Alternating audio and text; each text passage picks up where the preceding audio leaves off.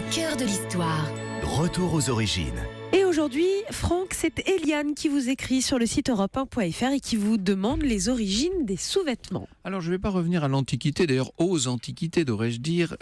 Si vous voulez, reprenons les choses à partir du Moyen-Âge. Les femmes, au Moyen-Âge, portent seulement un bandeau de toile pour soutenir la poitrine, ainsi qu'une longue chemise de toile blanche, ce qui leur permet de garder une bonne hygiène en changeant de tunique régulièrement. Cette chemise est très confortable puisqu'elle évite le frottement des vêtements qui à l'époque peuvent être un peu rêches, voire richement brodés, etc.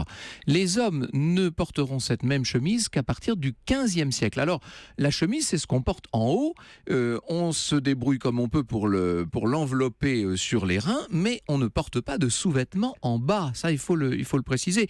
La culotte, si vous voulez, n'est portée que dans de quelques rares cas pour des personnes malades ou pour les très jeunes filles de moins de 13-14 ans.